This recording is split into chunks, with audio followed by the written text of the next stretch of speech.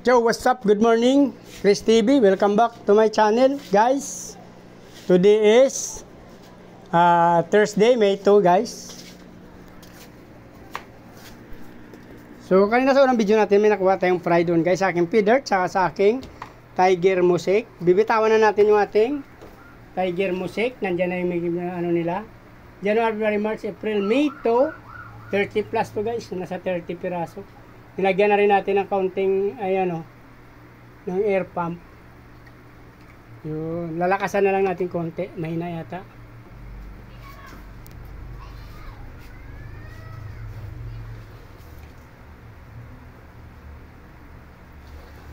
Ayun guys, yan. Tama na yan. Since fry pa lang naman sila.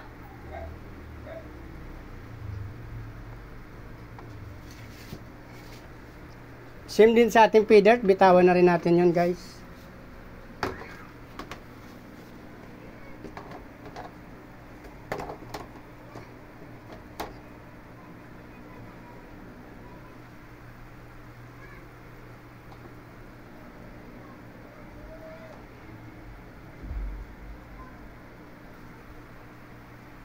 Diyan lang guys, sa labas lang yan sila. Dito sa aking iskinita lang yan guys. Puntahan naman natin yung aking feeder. Bibitawan na rin natin. Tapos lang natin mag-assemble ng ating 2 burner gas range na binili ng aking dito guys yung aking feeder. So ito yung ating feeder guys. Actually meron na dyan mga nauna. Feeder din dyan guys. At the same time dito rin yan galing sa ilalim. Dalawa kasing tab natin ng feeder guys. Ito at saka ito. Dalawang tab ng breeder natin ng puro feeder. Pero may halo tayo dyan, kaya nagtataka kayo bakit may mga white. So naglalagay tayo dyan ng white molly guys. Kasi ma-identify naman yan sila kahit feeder to. Hindi lang natin nanaluan to ng same gapi para hindi tayo malito sa pag-classify pagdating ng panahon. Kasi ang female nila guys, hindi masyado, minsan similar doon sa ating gapi na ibang gapi natin na mga anak guys. So hindi tayo naglalagay dito ng ibang gapi para situate natin na puro lang feeder ito.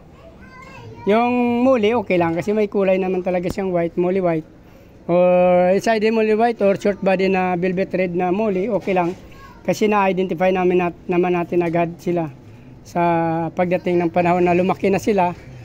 Alam natin kagad kung alin ang gapi at alin ang muli guys.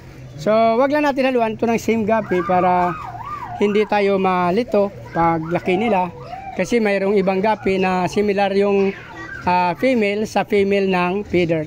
So puro feeder lang muna dito guys. Yun lang para hindi tayo ganong mahirapan pagdating ng paglaki nila. So nabitawan na natin guys. Ito na yung ating parcel. Bubuksan na rin natin. Pagkain ito guys ng ating mga fish. Buksan na natin itong ating parcel. Actually nagkamali ang pangalan dyan pero binago ko na rin yan. Kasi Chris Molieno dapat, nakalagay dyan Crea Molieno. Pero hindi pa rin naligaw kasi ang ating address dito pa rin.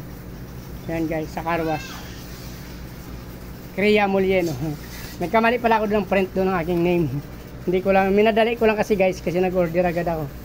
So, ewan ko kung ano nangyari doon sa unang account ko, bakit nawala. Pati yung in-order ko na nawala din. Pero okay lang kasi medyo gipit pa rin naman ako sa pera, kaya buti na yung nawala din yung order kong isa na yon. Hindi pa naman siya masyadong kailangan. So ito na lang muna yung pagkain ng ating mga fish para sa fry ito guys, na sa adult na binibenta natin. Yung sa fry inintay pa natin.